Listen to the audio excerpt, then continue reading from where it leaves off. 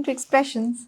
I'm Neha and I'm back this week with Namu Kini, co-founder of KYNKYNY Art Gallery in Bengaluru. With a background in economics, Namu transitioned from a corporate finance role to the art world after a life-changing experience during the 9/11 World Trade Center attack. She also founded the Namu Recommends Vegan Market to promote sustainable living.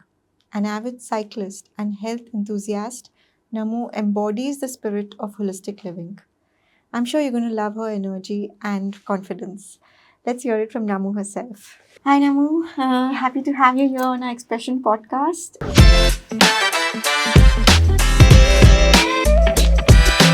I read about your life and you've done so many things and so exciting, right from conversation with Namu, then vegan market, triathlon, your art gallery. So how did your career start and where are you now? Firstly, thank you for having me, and it's so nice to be here. I'm used to being on the other side of an Yes, interview, I'm aware. so this is a new experience for me. Um, well, I mean, I do agree that when you look back at my journey, it kind of seems, like very unusual, the type of ventures that I've started or been involved in. And in fact, the start of my career was exactly the opposite. I was in the corporate world in New York. I graduated with a degree in economics from the University of Southern California, and I worked at the world's largest risk management company for the first 4 years of my career in New York. New York City was amazing. And I was very young. I was just 21 when I graduated. I got a job, in a tough economy. And but it was also my first taste of financial independence, which was amazing. But to be honest, I was a complete misfit in the corporate world. I mean, I did enjoy wearing my suit and working in Manhattan.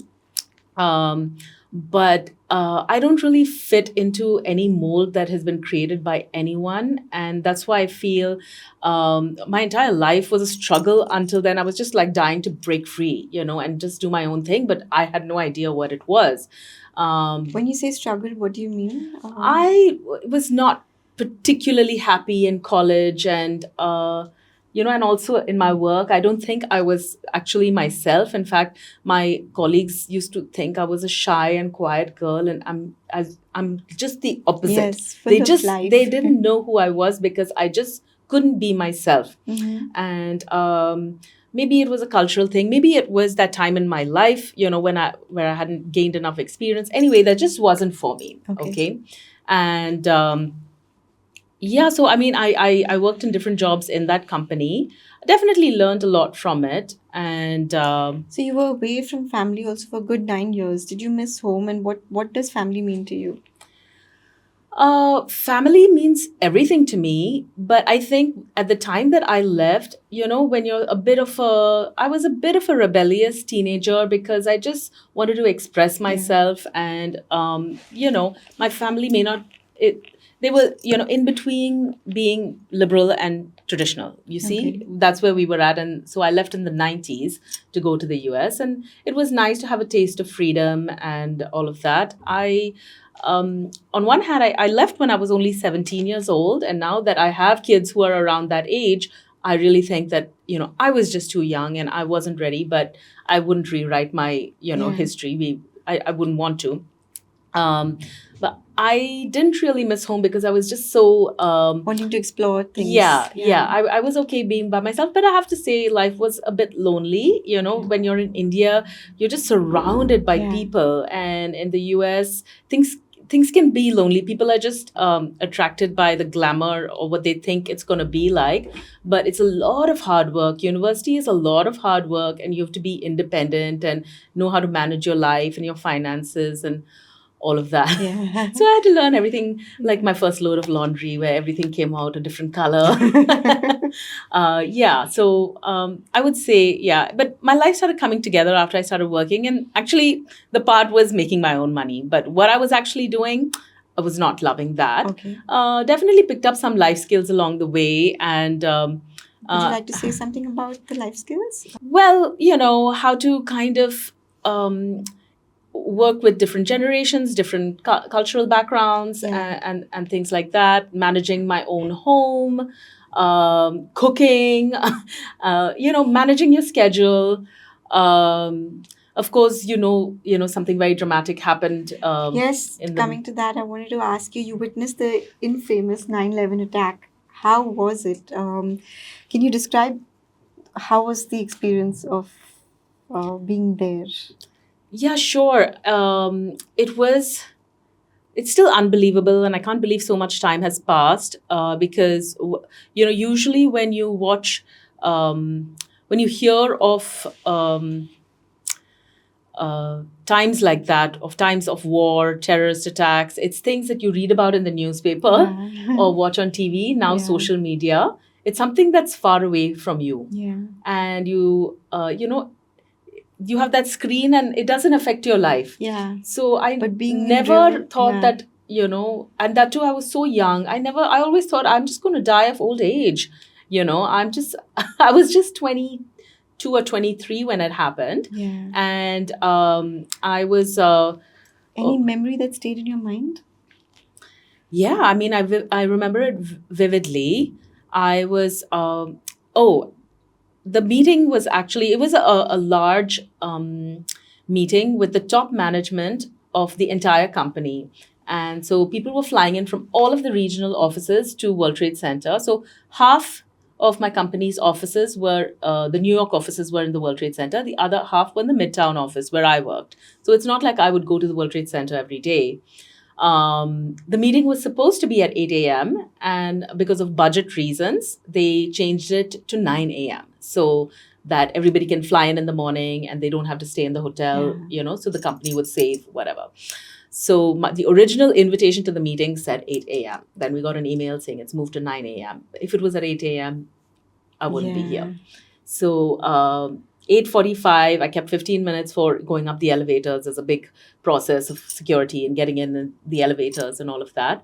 So at 8:45, I was, literally at the landing between the two buildings.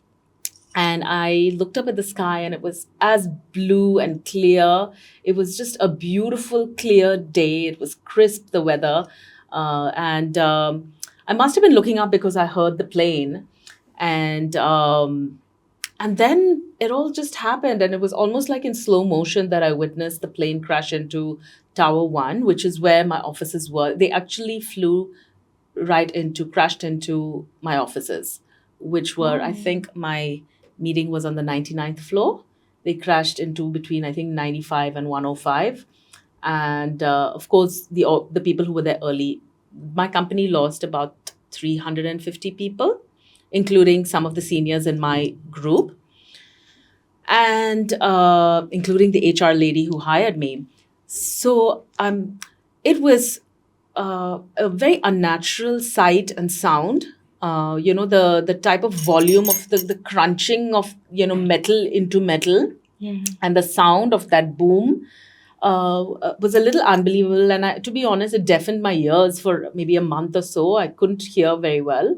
Okay. And did you panic seeing everyone panicking around? so, I mean, it was really unbelievable. Of course, I thought it was an accident, and I was in absolute shock. But my instinct was to run away. A lot of people decided to stay and watch. Yeah. No, you couldn't. I mean, they were just watching. I mean, they didn't know what happened and how to react. Everybody was frozen for some time, and the building did start falling. Big chunks of the building started to fall very close to me. So I said, I can't. Some people ran into the building. I said, no, I've witnessed something so bad. I need to be as far away. So I ran away. And did you see bodies hitting the ground? Fortunately, I did not. Okay. That happened a little later. I ran a little far away from it, and I was just trying to communicate with, my boyfriend was visiting at that time, who's my husband now, and I was trying to tell him. He was the only one who knew I was going to be there. Otherwise, no one knew. I was just a meeting, So I was just trying to call like my sister and my boyfriend, and and of course, all of the cell phone lines were jammed. And I think the next few months to a year, kind of like the aftermath, really changed the course of my life, because I definitely experienced some PTSD like any shocking, like a sudden sound or anything that was sudden was like a little traumatic for me. Yeah. And but strangely, and a lot of people have, when they go through things like this, they have a survivor's guilt. And it's not like I had survivor's guilt, but I did try to question, why I was given a second chance, because I literally survived without a scratch, Yeah. and I could have just been gone, or I could have been severely injured. Yeah. And But what's it like to feel that you're not safe and you don't know where to go, what to do, how to protect yourself, and what's going to happen next? Well, for like a year after September 11th, I just carried my passport in my purse. I said, if anything happens, I'm just going to go to the airport and fly home. you know. Yeah. So I don't know, all of your survival instincts will. Yeah. Come up Yeah. So you Yeah. kind of. Everybody has that, when that adrenaline, or if you're faced with that situation, and everybody has challenges in life, and we don't know when we're going to be challenged. I was really young, but I remember the thought when I saw the plane, the angle at which the plane flew into the building.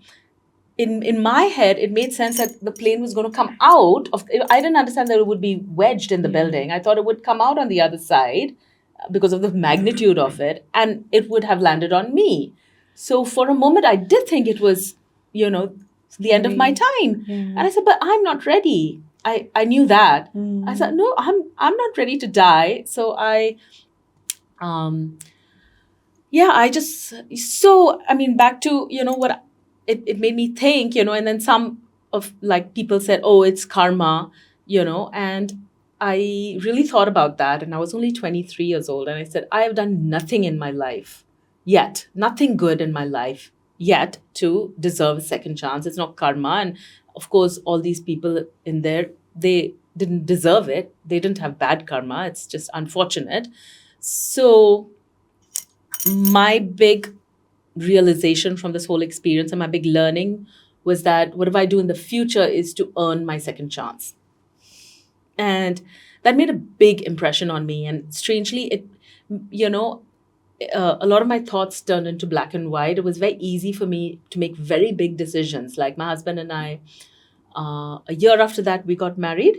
And a year after being married, we moved back home. So we lived in New York for a while. Okay. We were also very young, and I was not in any rush to get married. But after September 11th, we decided to be together in New York. And then, I mean. But did you witness any heroic act or anything? No, not Okay. no, not myself, but of course the stories of the firefighters. And I keep on, especially when September 11th rolls around every year, I do go back and I read the stories. And so many people, all of the people on the rescue team and the firefighters, if they weren't injured then, so many have died of cancer, since then, because of the smell was lingering on the entire island for like 1 or 2 months. No. And it was a big blow, to the US. And I mean, I'm not American. So for me, I just took the whole thing personally. And I'm like, what can I learn from this?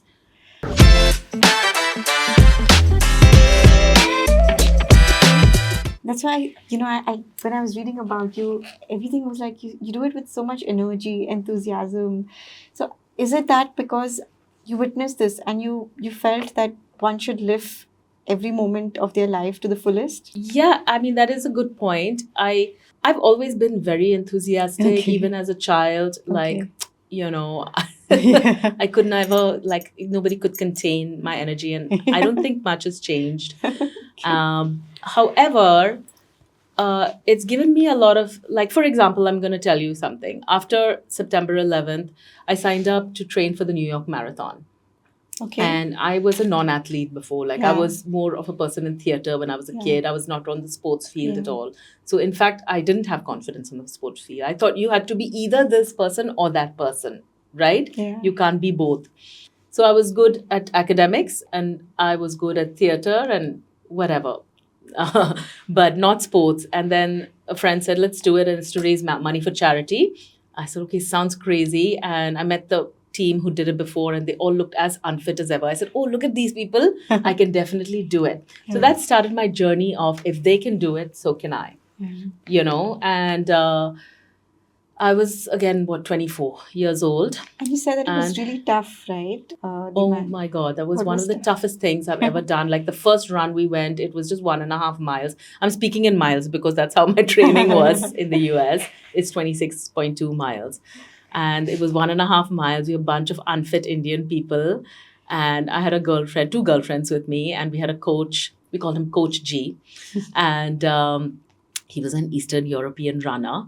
And we were just goofing off at Central Park. And imagine, like this is like the party years, So can you imagine that, I was giving up partying basically. I couldn't party on Saturday night because on every Sunday we would meet at Cubbon Park. But, first we were like, it was impossible to run 1.5 miles. But then, we would just show up because it was social as well. We'd meet some friends and the volunteers and stuff. And Central Park is so gorgeous. Yeah. And then just by showing up and just by showing up, somehow we were getting better every weekend. Yeah. And then it got to a point where, I was running 5 miles and then I could run 8 miles, like without stopping. So consistency and just showing up. Just showing up. And I'm like, wow, I'm doing this, 5 miles and then 8 miles and then 10 and then 15. And it was so cool. And, with each little thing, every week, you're just gaining so much confidence that doesn't come from the outside. Okay. Nobody has given me a compliment. And I'm talking, this is how many years ago? 22 years ago or so. Okay.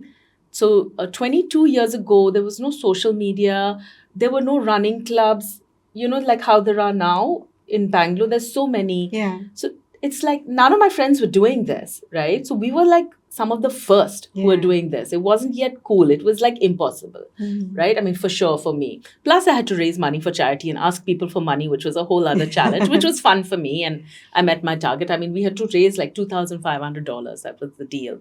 So, and at the end, I got the lottery for the New York Marathon. Not everybody can even enter. Yeah. It's tough to get in because it's like so beautiful and iconic. Yeah. So New York has all the boroughs, right? It has Brooklyn and the Bronx, and I can't even remember all of them. Anyway, there are 5 boroughs and Manhattan. So you run through all 5 boroughs, which is so cool. And I think we crossed maybe 3 bridges. And so through all, and every neighborhood, they'll have like live bands and everyone's on the street cheering for you.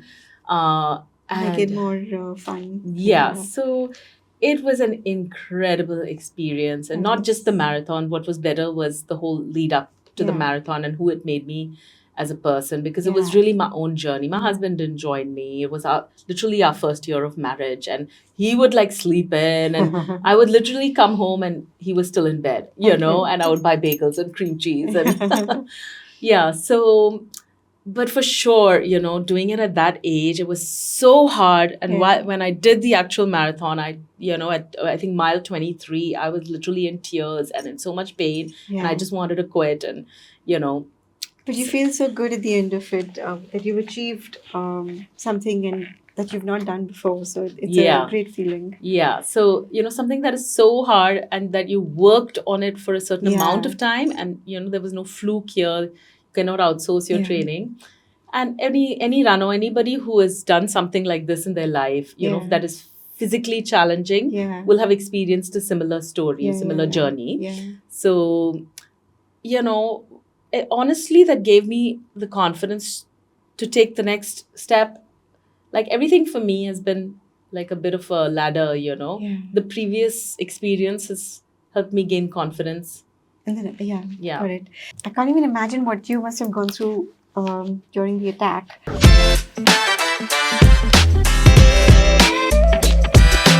Do you think it's important to teach children to understand the dynamics of hate and how to temper it within them? How about, do you talk about this with your daughters, Veda and Surya? Yes. So, of course, we haven't yet tackled, things like terrorism, but at their level, I talk about the importance of relationships. Okay. Actually, um, and trying to just, those kids who they hate, right? I'm Yeah. like, hate is such a strong word. So we Yeah. try to not use that Yeah, word, but exactly.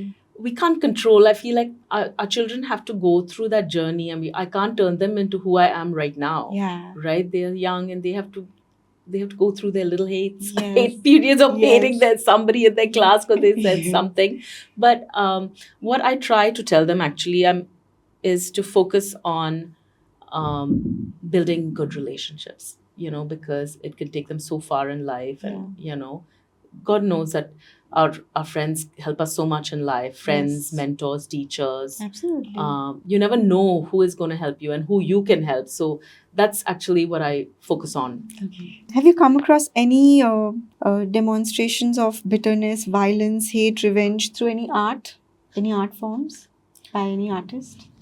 Oh, so funnily, the artists who we work with at KYNKYNY, uh, I I agree that art has to make a statement and ask Yeah. questions, and it can kind of evoke many different emotions and feelings. Yeah. However, the art that we sell at KYNKYNY, most of it is just like has good energy around it. So the art that I've seen that, like what you mentioned, I've seen more at museums, but it's not what I would hang in my home or hang in my gallery. Yeah.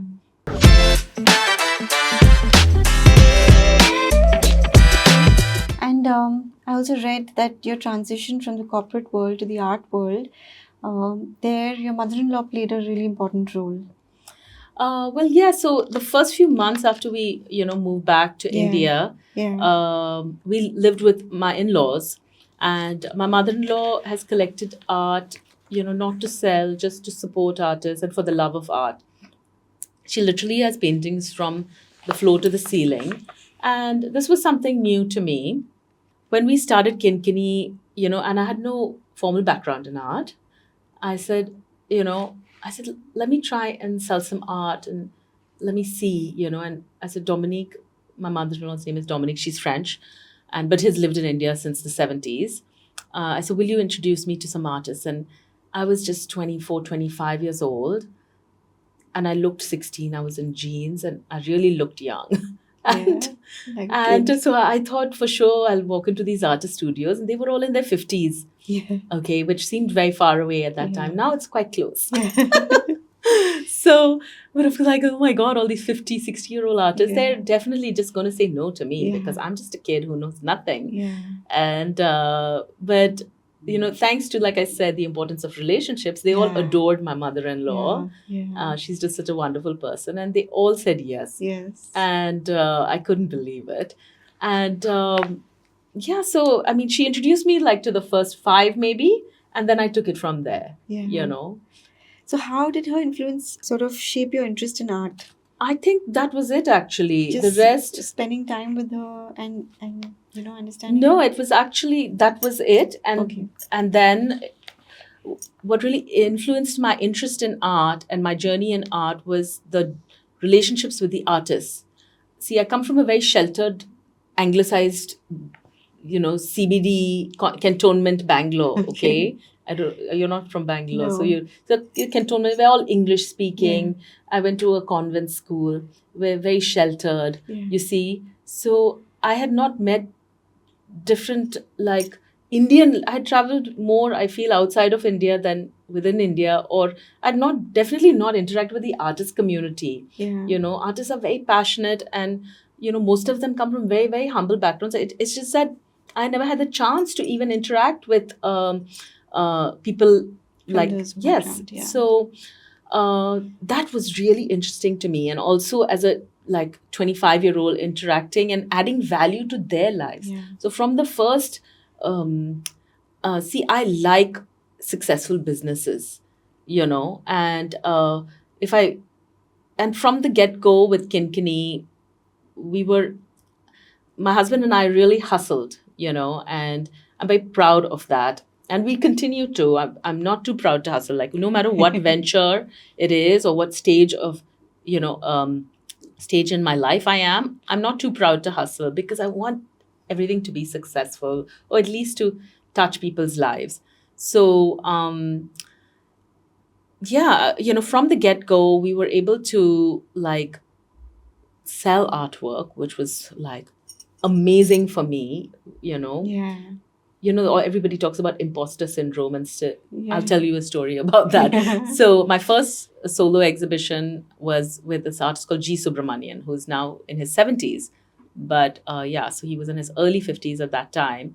And he hadn't yet gotten his big break, even though he's been, creating art for a while. He had his big break with us, and it was our first success. So Nice. so it really, and he too, like the artists have been able to build homes, give back to their communities and their villages. Yeah.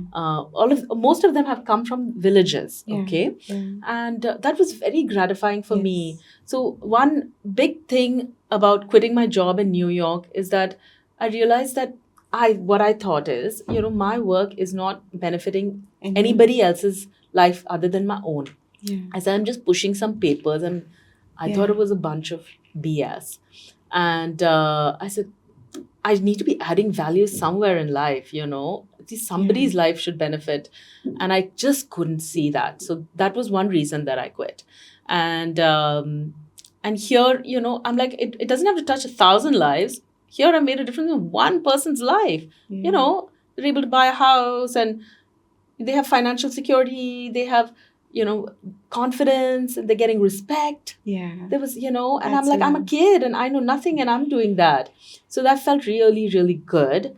And that just fueled the next and the next. But the funny story is, after that exhibition, I told my husband, I'm like, listen, this was really successful, so we should quit right now while we're ahead. I don't think I'll ever be able to recreate the success. And he, he knows how to deal with me. So he just said, no, just don't worry. Let's just try the next one. If it's not as successful, it's okay. Let's just keep going. And I'm like, okay, fine. Yeah.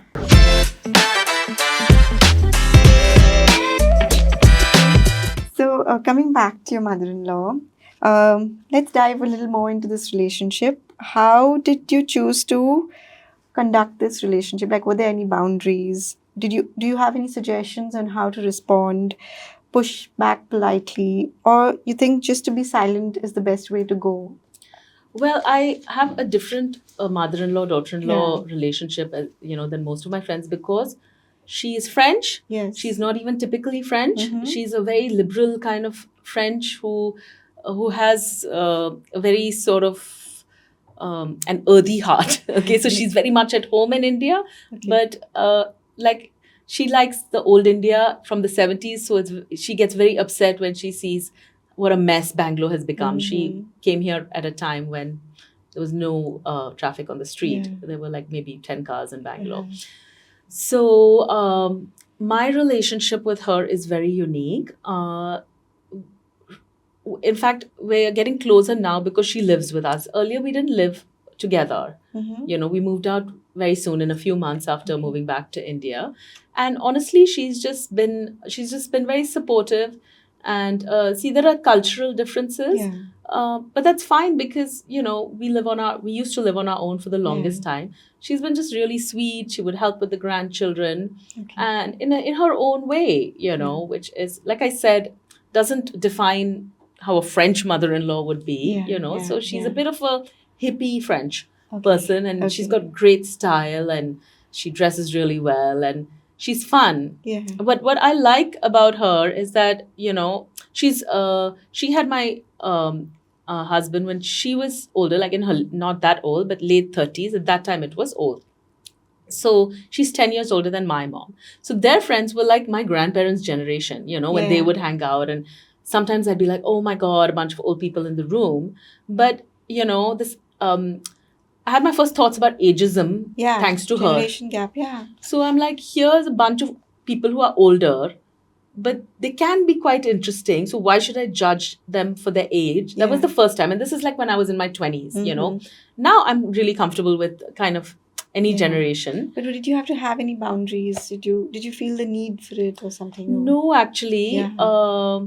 No, in fact, it's the other way around, that we're trying, we convinced her to move in with us because she's in her 80s now. Yeah. But our relationship has been very independent. And of course, she thinks my husband is God's gift to mankind and the world and me. But Must do. but I have to say she did a good job of raising him. Yeah. I've done the rest. But she did a great job of raising him. So what did you learn from her? He's very compassionate. I mean, I'm a completely different mom Yeah, from her. Yeah. I can't be like her. I don't even know exactly how she was Yeah. because he was all grown up by the time Yeah. I met him. So, like but I think it's just like a lot of love and patience. She never raises her voice. Yeah. That's the love is there for me. Patience, I don't know. Not raising my voice. We'll see. Right. But yeah, there's no issue. Sorry, there's no No. no It's answers. fantastic to Yeah, just because I think we had natural boundaries from not living together. Yeah. So it was always very pleasant. Yeah. And now we just kind of enjoy every moment with her. It's luxury for the kids to have both their grandmas. My parents also live in the same building now. Oh, And that's fantastic. so we may not see each other every single day, but we see each other often. Yeah. Yeah.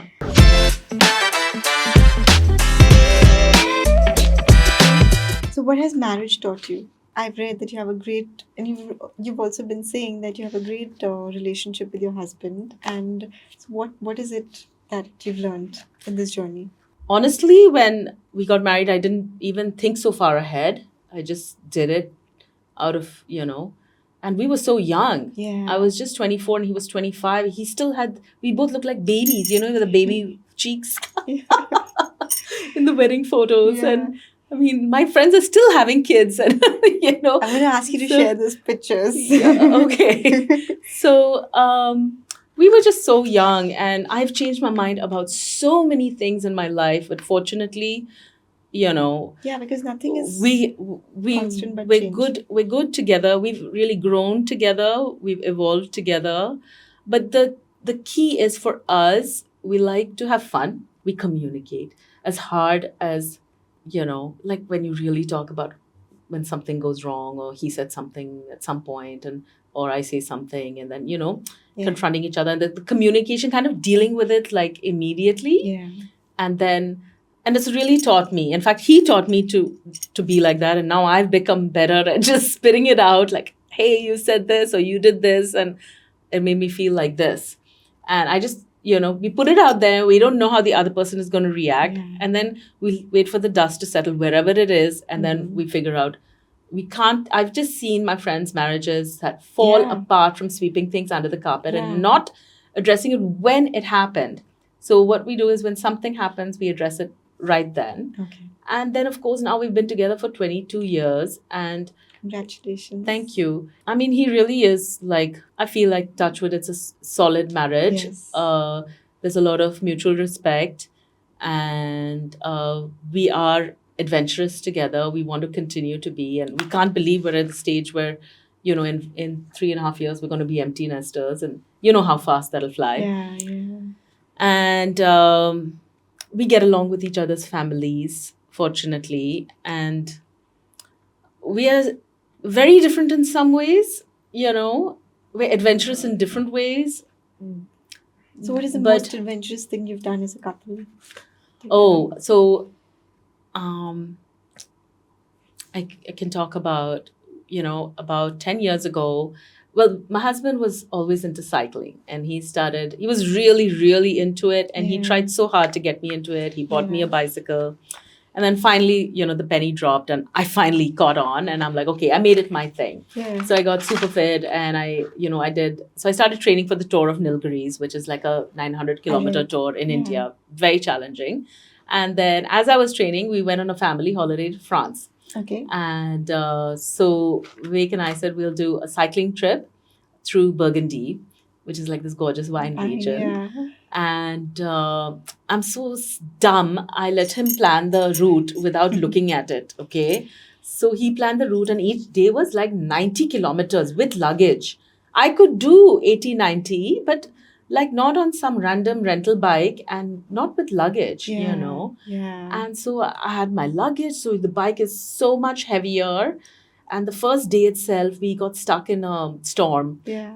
So for a few hours, we were just waiting at a restaurant, and we were like halfway. You see, you have to reach your destination. Yeah. Otherwise, you're not going to sleep. Yeah. And those rain clouds just kept following us. It made me so nervous. But you had each other. Oh my gosh, the first night we reached this beautiful place. It's a wine village, but it's a rich wine village called Pulini Montrachet. It's famous for white wine.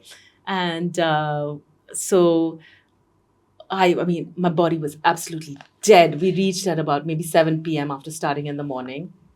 And Vivek had to tow me part of the way, and he found some, bicycle tire to tow me, bicycle tube to tow me with, and it was really tough. And I was like, my gosh, how am I going to do day 2, 3, 4, and 5, and all that?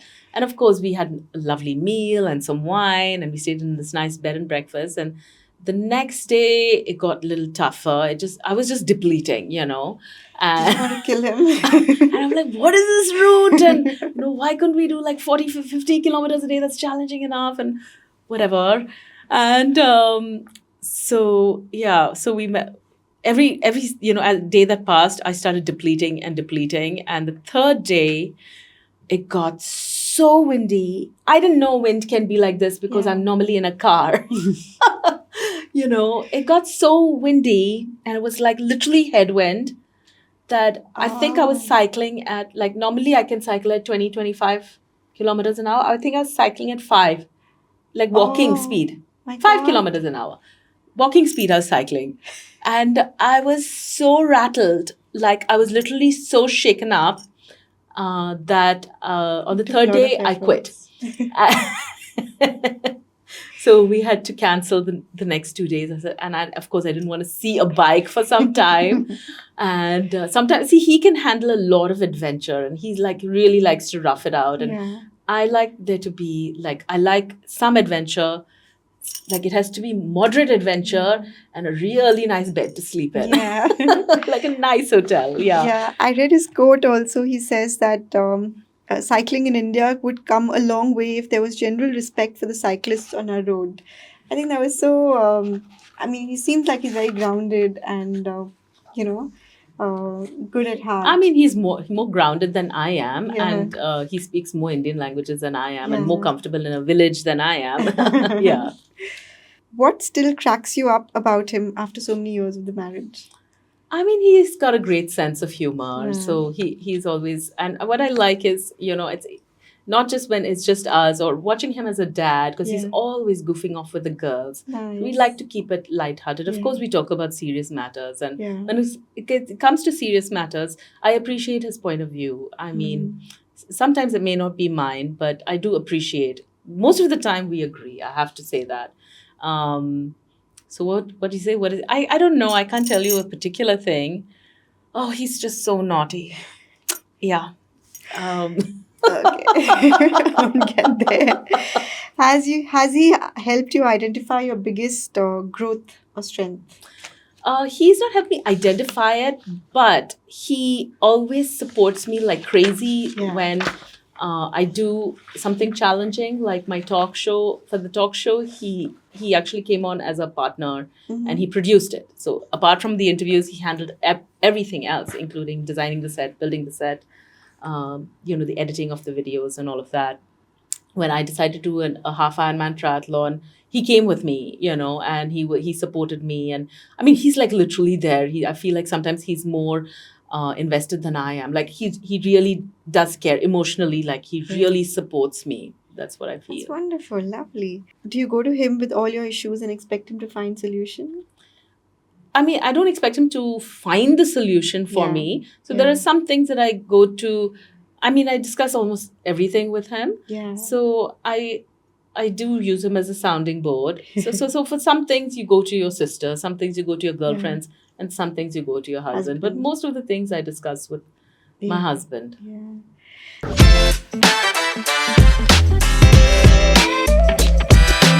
So does Vivek also talk to you about his father, his relationship with him, and anything that his father has taught him, his father's idealism, ambition for him? Well, my father-in-law was a scientist. Yeah, I know. So Everyone knows. so my father-in-law, and he was also very hands-on. So we always say the Kinnies and the Radhakrishnans. Yeah. The Kinnies are my side of the family, Yeah. and the Kinnies get stuff done. And then the Radhakrishnans, they make it themselves, Okay. whatever it is. If it's a piece of furniture. So my father-in-law, Vivek, took a gap year after high school, and they would. Together they would build these microlight airplanes and fly them. So at the age of 18, Vivek was flying aircraft that he built Wow. with his father without studying it, you see, formally, right? He's always like, so that's, when he got him a cycle, he said, now you take it apart and then you put it back together. So my husband has learned a lot about science from his father, but just by building things. Yeah. And my father-in-law was also extremely adventurous. He liked to sail and he liked to be on motorcycles too. But his last phase of his life, he built a boat and sailed and things like that. So I think this whole adventurous side, my husband has definitely got from his father.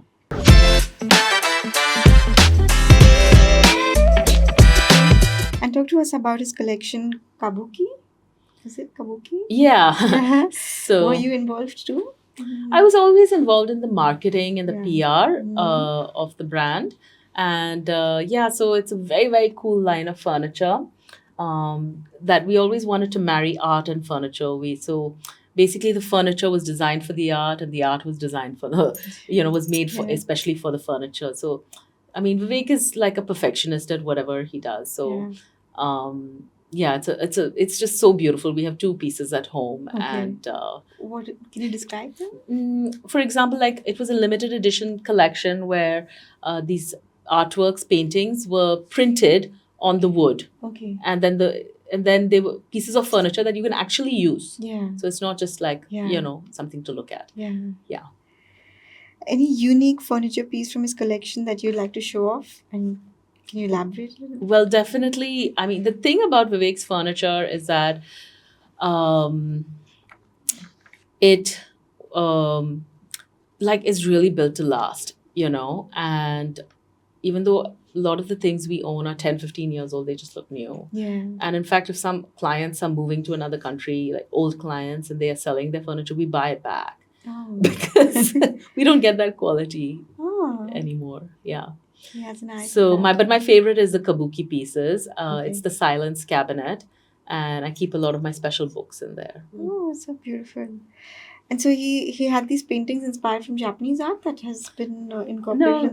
No, it is not Japanese. Some like the silence cabinet has a bit of a Japanese influence in the design, but kabuki means drama. It was a type of drama. So I think it was a theater. But anyway, it was like basically a very dramatic collection. And it's more towards contemporary or vintage? Contemporary. Okay.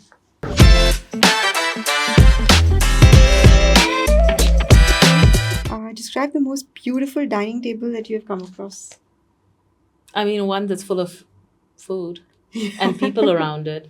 So I'm talking about food. No, I don't. I think it's about people. Okay. I don't care for fancy looking things. Yeah. if it's not full of people who are having meaningful conversations and fun and eating good food. That doesn't, I mean, exactly. Okay, I get you.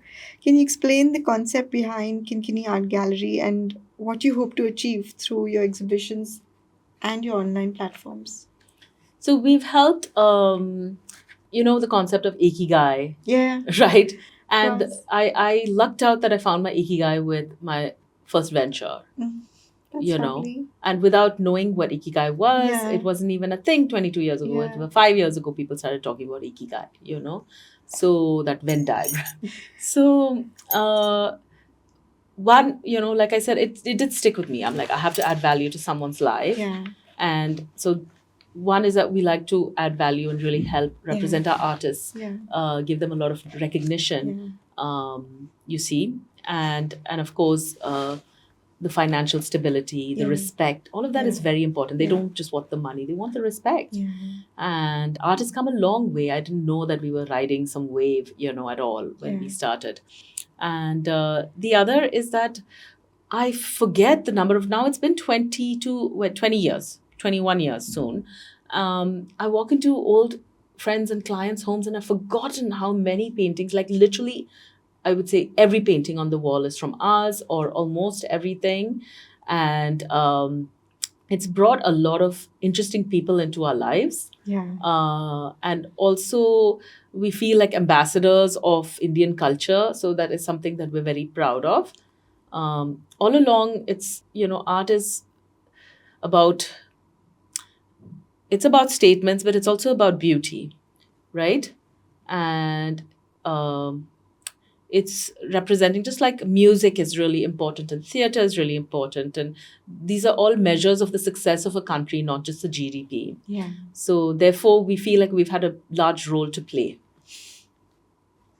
What are the most attractive objects or art pieces you've come across during your travels?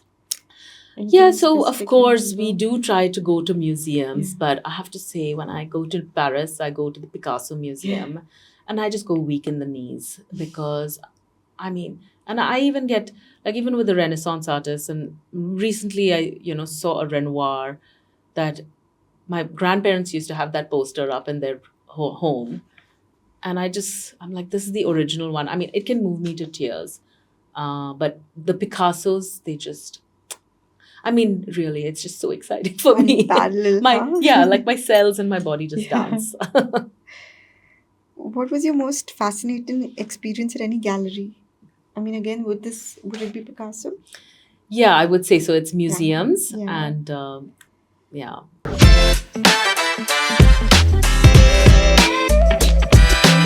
You encourage a lot of upcoming budding artists. Any inspiring stories that you've come across? That was the one about, The like, first one. Subra and Basuki are, our first success stories. Yeah. That was our first and second solo Yeah. exhibition, and both of these artists had not received the recognition that they deserved. Or it was just the timing was right. They were ready and we were ready, and we supported them when other galleries did not. So this, yeah, those stories of, Yeah. and both of them are mixed media artists. They're not traditional oils on canvas, and there was nothing traditional about it. One does artwork with collage, and the other one is a different type of collage where they paint on top of the cardboard. But yeah, those are the two success stories amongst many. Okay.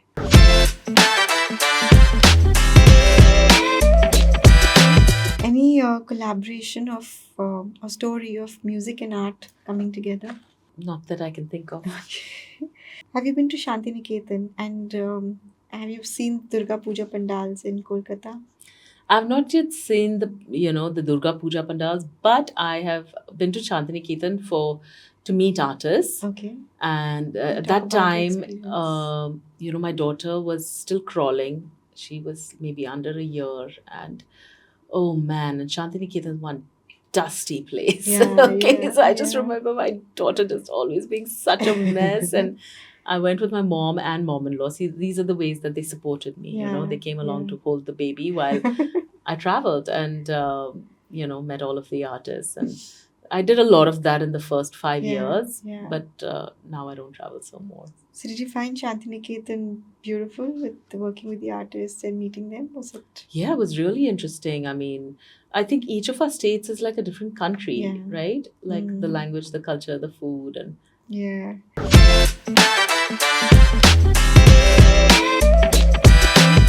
So out of preference and why? Indian folk art, African sculpture, European paintings, or fiber art? I know it's very random. But Okay.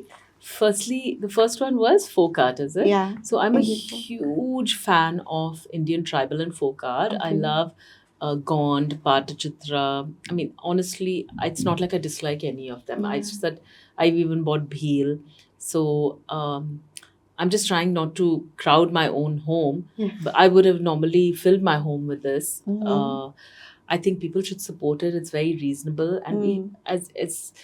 as citizens of this country, it is our responsibility to Yeah. keep these art forms alive, Yeah. art and craft. Yeah. I'm a huge fan of art and craft. Yeah. It is, because it's so rich, our country, Mhm. right? And So I would say buy them, gift them. I'm a huge fan. I just recently bought one at 100 hands. I'm so excited to put it up. So I proudly hang up all of my folk art along with, any famous artist. And the second one was, okay, I love African sculpture. So these are the two things that are up in my house for sure. My mother-in-law just gifted us a few from her travels. And then we just recently went to Africa this year and bought some amazing masks and stuff like that. So I don't prefer one over the other. I don't know what is fiber art and what is European art. I wouldn't really buy it because it doesn't go with what we do. But I mean, at home, our living style. But I do appreciate even classical and Renaissance art. I appreciate it a lot. It moves me. And so, have you ever thought of taking Indian folk art or showcasing it internationally? Also, because your mom-in-law. So I mean, I would love to do something with Indian art and craft at some point. But I'll just put a pin on it.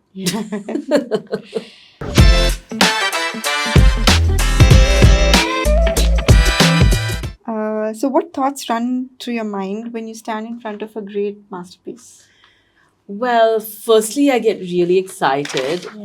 I think something happens to your brain when you've seen, like, the Mona Lisa or a famous Van Gogh painting, like, what is it, Starry Night? If you've seen it so many times and people have told you, this is a famous painting and this is the best painting because, and you do get a little brainwashed, okay, and you've seen it so many times that I guess it's like when you get starstruck when you see a celebrity. So the painting is a celebrity. So there's that one side of it. But to truly appreciate it, if you're really standing in front of it, you're going to notice that, hey, there are actual brush strokes.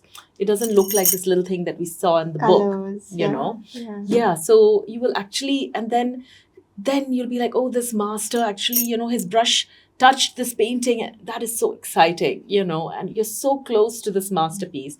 But you should spend time in front of an artwork, noticing, how it moves, how it makes you feel.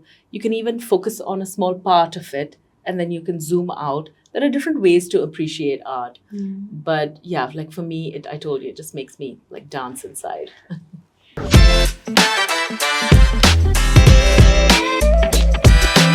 What would you celebrate about where you are today?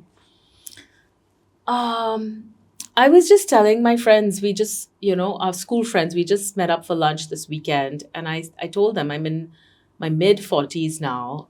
And like, I am so old that I didn't even think that far ahead. I never thought that I would get to this age. And I'm the age my parents were when we did XYZ, and I didn't even think that far ahead. But I would say that I am in my prime. I'm really comfortable with who I am. I can handle myself in any situation, dressed however I want. I don't have to be dressed like everybody around me. I'm very proud of my achievements, and I'm proud of all of the people in my life. And you keep doing new things, right? So does that have, every time you do something, you have a new learning? Every sort of, I would say, people who haven't seen in 10 years sometimes don't recognize me because I feel like I reinvent myself, my journey, my look, my everything, I like to do that. And I enjoy all of these little avatars. And I guess that's who I am, and I've accepted. I thought there was something wrong with me earlier. Like, why can't I just stick to being one person and doing one thing like normal people? But, and my husband does this too. And I was like, this is who we are and this is what makes our journey unique. So for sure, I would say, doing the New York Marathon gave me the confidence to start KYNKYNY at such a young age. I cold called so many people, so many architects, and who all became my first clients. And then I had my children right after starting KYNKYNY. I had my first daughter, but everything. What did I used to blog about it. Your every milestone turns into a stepping stone. You think that this is the peak, this is it. And then you're like, oh, let me try something else, and it may not be more challenging or maybe something in a completely different direction, but it's always, led me to something really different and new. whether it is something challenging at work or something really physically challenging or emotionally challenging. Um, yeah. And I think that just, uh, shapes who you are and makes you really comfortable in your skin. So you don't need the gratification and the validation from outside. Yeah. When it comes from within, you don't even have to fit in. I mean, okay, this is so cliche, but you can stand out.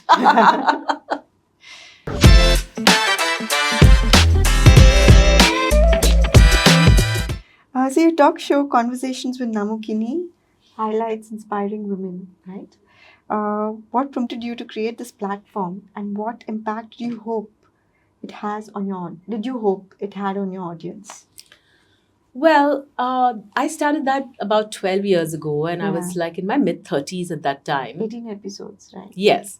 So it was 18 episodes shot over six sessions. There were Mhm. six with three Mhm. speakers each time. Mhm. Now, basically, we single handedly raised more than 50 lakhs for the sponsorship. Okay. And it was like from a PowerPoint presentation. And I had this secret dream that I can be Oprah. And I'm like, I just realized people open up to me. And I've learned so much from just simple conversations and Yes. just, and I'm like, oh, there was one or two little, nuggets in that conversation that I can apply to my life. And then I would grow from that. And just by having the little conversation, I feel like that person's energy had rubbed off on me. And I loved that. And who are these people? People I would meet socially through KYNKYNY, through the gallery. We've met such interesting people. And so this is something I need to share with other women. And a lot of women who may have made some wrong decisions earlier were, some of my friends were really stuck. They moved to a place where they can't work. Basically, they had lost their voice and identity. And I just thought, why don't you just be inspired by all of these amazing women from different walks of life? And the whole thing is they're just like you and me. And if they can do it, why can't I? That was what I wanted to leave people with. So what impact did it have? I don't know. I just know that it energized everybody who was in the room. It was electrifying. And it's something that I'm like the most proud of. Because it was firstly, some people, like, I got them to come, the speakers, because I knew them or I knew somebody. But some people I literally cold called, like Gauri Shinde, and, I had to just convince them to come, and that too without paying them. And, sometimes they charge a speaker fee, but I didn't have money for that. So I had to. Kalki also, right? Kalki, yes. Kalki came. We had Usha Uthup who did the season finale. It was so amazing. And Why did you stop? You should start again. so, yeah, I mean, I have so much going on in my life. At that time, I was also, running the art gallery with my husband. I had a whole program with that, a monthly art exhibition. So there's always too much on my plate. And at some point, I'll start. Yeah.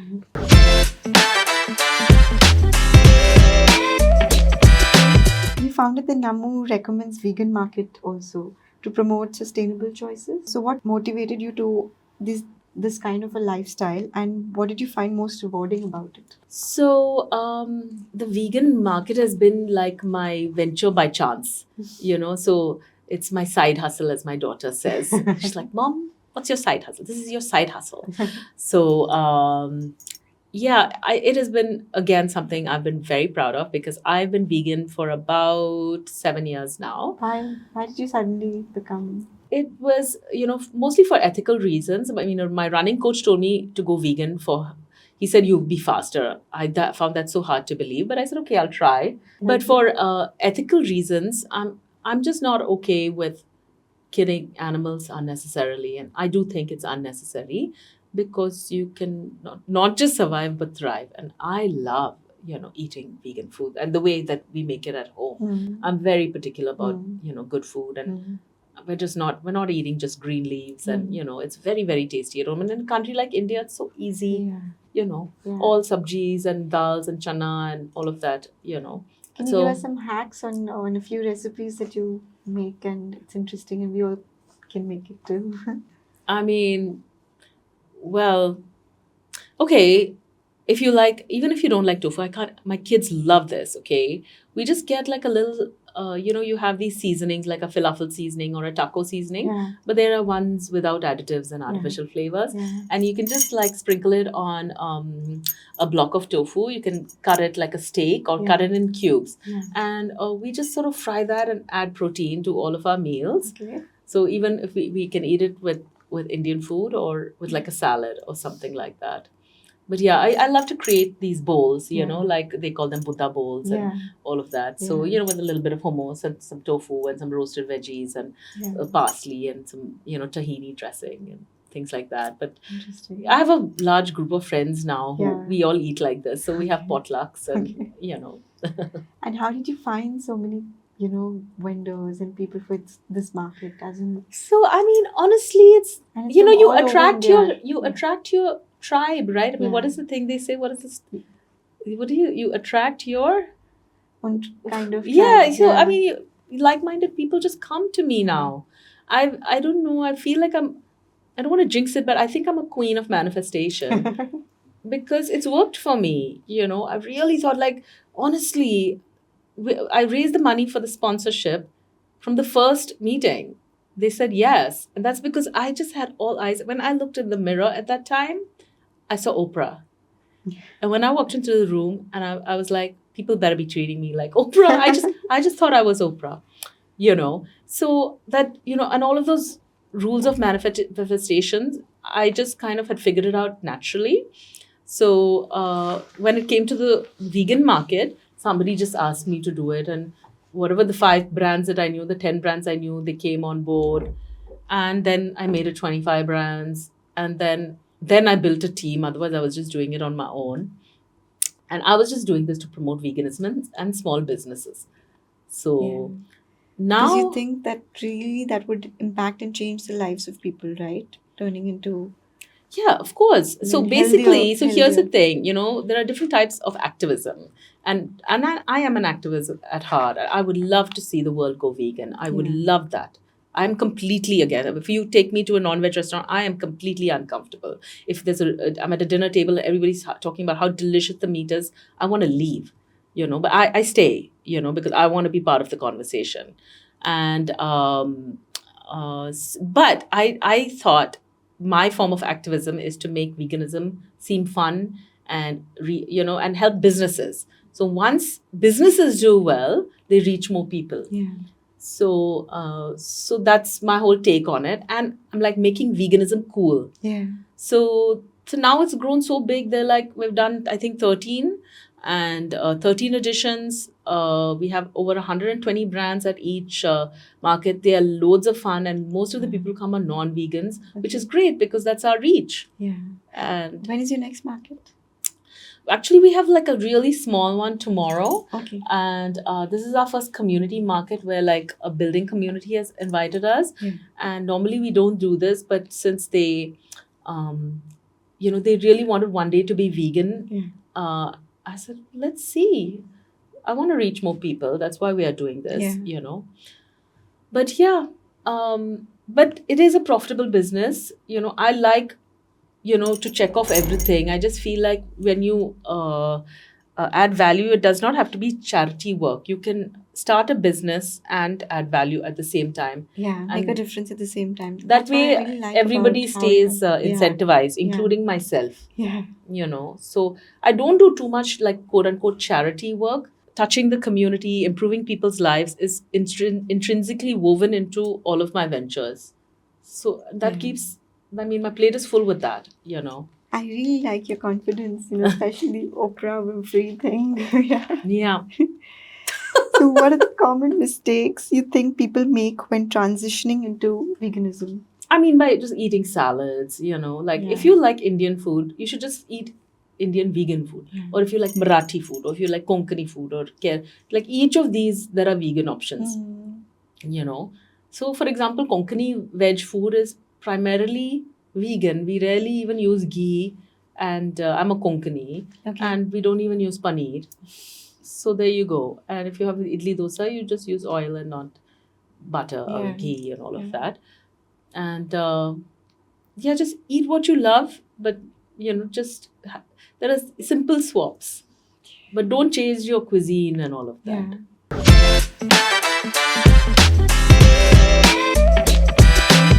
As someone who emphasizes a healthy lifestyle, has your journey into cycling and exercising influenced your emotional well being also? Yeah, for sure. I mean, How? the endorphins. Yeah. So, firstly, when I've just started now lifting. Okay. So Mm-hmm. now I'm in like, Strength. yeah, I'm 46. So, all that cardio isn't good for me. So, like I said, I've never been able to recreate what I've done earlier. So, 10 years ago, of course, the cycling and see, those were like very big projects. I used to cycle from every weekend, I would cycle from my house in Vasanagar to Nandi Hills, and then I would climb Nandi twice with a friend, and then go back to the airport toll. So together that was 110 kilometers. And there my car would pick me up with lunch. So from 6 to 12, I'd be cycling, and Wow. two Nandi That's a climbs is lot. brutal Yeah, yeah, yeah. on a bike. I mean, I don't even know if I could do that now, but we did that every single weekend. So not only did I have the endorphins, I was doing like endurance stuff, right? So that also builds a lot of confidence, Yeah. because it's a little bit of bragging rights and everybody's a little bit in awe and all of Yeah, that, and yeah. you feel so strong, Yeah. right? And but it just, like I said, it's just that you find that gratification within, and every day, every time, every single workout is like a win, right? I was tired, but I did it, so yay. And I was feeling crappy before, and now I feel great, so that's a win. You see? Yeah. And now, now with Vivek and me working out, we work out a lot. Okay. My kids are working out every single day. So you So have a family workout? each of us spends 3 hours in the, I mean, we all work out separately actually, Okay. Okay. but we all work out at the gym with Okay. weights, including my 14-year-old, my 18-year-old, and all of us. And we convince my mom. My mom works out. Yeah. Fantastic. Amazing. What are some of the principles that guide successful endurance athletes? As in, have you learned anything? Yeah. So I have my little mantra, Yeah. and Patience or something. wake up, lace up, show up. Okay. The hardest part is the trip to the gym. Yeah. The hardest part is lacing up your shoes actually. But Yeah. once you start running, actually, that wasn't the hard part. So even when That- you were running, what would help you keep going? Was Either it a team or a coach or something. Yeah. It's always nice to train with a Yeah. team or at least one buddy. Yeah. Always, you should, somebody at your level or better than you, that's always good. Mm-hmm. So that should rub Someone to off. motivate you, right? Yeah.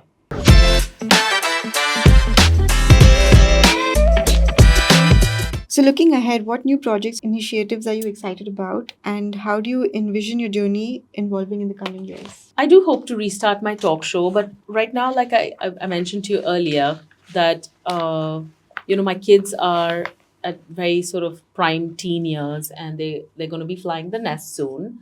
So Vivek and I have a very unique style of parenting, and we're just trying our best to create, two responsible human beings that we've brought to the world, Yeah.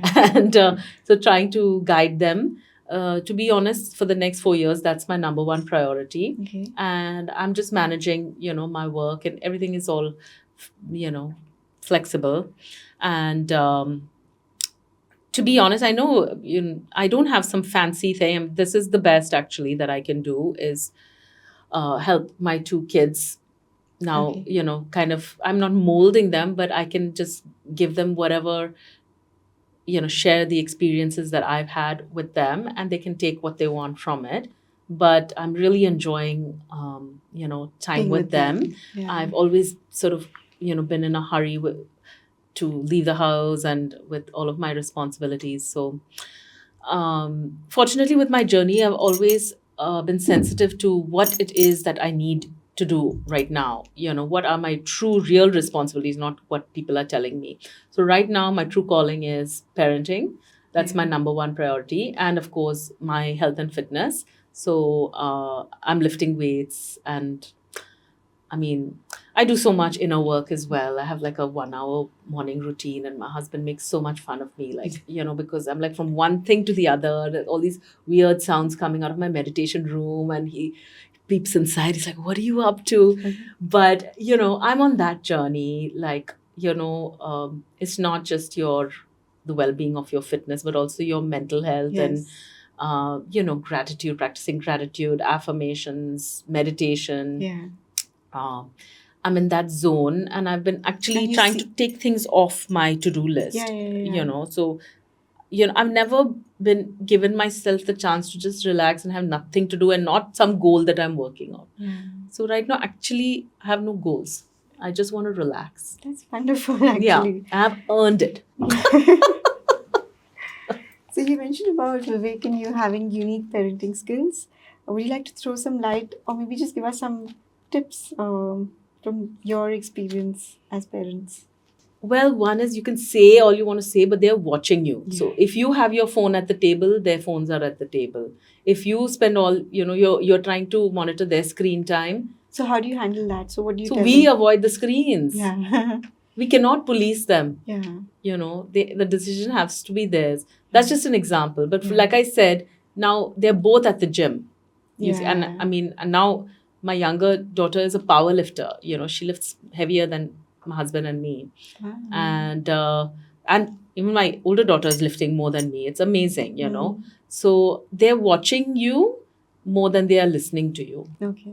And we can give them all the gyan, and Yeah. maybe the penny will drop when they're 30. Yeah.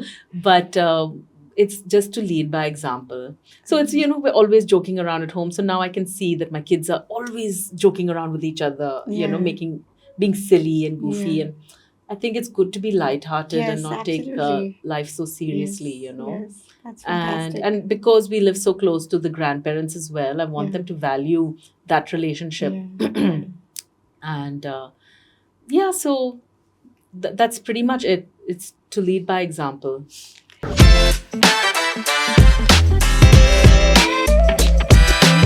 And you mentioned about meditation. Does that really make a difference? Has it helped you?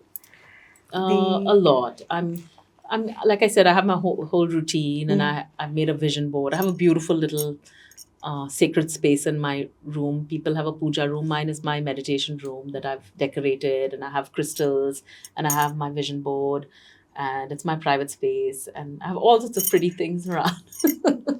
And for sure, it helps. I mean, I've gone through some, dark times in my life that have been very dark, and through lots of help and all these sort of practices, they all add up, right? Yeah. Good food, Yeah. good relationships, fitness, all of that. And then you have to do the work, your inner work yourself. So Yeah. meditation, mindfulness, all of that, has a big role to play. Absolutely.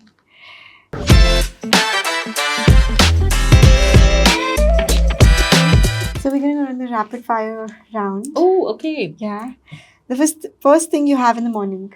Right now, it's ash gourd juice. People are going to hate me. But I love it. Your favorite contemporary artist. Right now, it's Yuvan Bodhisattva. Your absolute mantra in life. Have fun. One woman who has left a mark on you. My mom. If left on a deserted island, 3 things you would take with you. Well, we talk about this often, but I want there to be coconut trees and bananas. I wouldn't take anything with me. Maybe a nice, comfortable sofa. What's the weirdest art object you've come across? I don't know. People like blank canvases. Yeah. What's the last thing that made you cry? Oh, it was, I don't know, some stupid Netflix show. Have you shared tears, hugs with total strangers? I love to cry in public. It's easy? Yeah. It's really easy. I like to cry in public. I mean, it doesn't happen all the time, but I can't hide my tears, is what I'm trying to say. I wear my heart on my sleeve. So my joy will be there written on my face. My tears will be rolling down my cheeks. What colors do you think would represent kindness within the chaos in an art piece? Well, like light pastels, like a Well, for me, light blue would be like peace, but kindness maybe Pink? green and pink. Uh-huh. Yeah. If you could go to one art museum, which one would it be and why? The Van Gogh Museum, because I've been to Amsterdam, and at that time I was not into art, so like a nut I've not been. I love Van Gogh's painting. Yeah. That I really want to go. And there's some special thing going around, right? The Van Oh, Gogh. that is like Yeah. something, that's more gimmicky. Yeah. That won't get me as excited as seeing his original paintings. 3 most spectacular art galleries that you have seen so far. The KYNKYNY Art Gallery, of course. And the Picasso Museum itself is not that Yeah. impressive, but the art is. And the MoMA in New York. Okay. What would you say? Focus on process or in the end game? Focus on relationships. Okay. And favorite tea flavor or brand? I know that you're into tea with flowers. Oh, you know about my flower tea. So there's this brand in Paris called Daman, Okay. and they have an infusion. So right now I'm caffeine free as well, and so I don't drink actual tea leaves, and so it's a floral blend called Tisane du Roy. Okay. So when someone goes to Paris, I beg them to bring me like a kilo of this. How does it taste? I mean, firstly, you should. When I go to Carbon Park every morning, I love flowers, and Yeah. I talk to flowers and leaves, and my Oh. daughter gets very embarrassed because I get so excited. So I love flowers. I mean, it's just so floral. I feel like a flower. We don't know you, Mom. Yeah, exactly. Mom, stop it. Stop it. so that the tea also smells that way. You're saying It's so floral and lovely that, Yeah. and I have these hand painted teacups that also have flowers on them. Yeah. So yeah, it just puts me in a good mood. If you had to paint a wall with your daughters, what would it be and what emotion will it represent? I mean, I'm just going through this you know, flora stage. I just go to Carbon Park and I go walk barefoot and I hug the trees and I go peering and looking into the leaf and I look at the veins, and for me that is an entire universe, and there would definitely be foliage and flowers Lovely. because that represents growth and seasons, and the leaves fall and then Yeah. new leaves come. I get so excited when I see new leaves. Thank you, Namu. I think I really enjoyed this fun and energetic session with you. Thanks for coming. My pleasure. I enjoyed it too.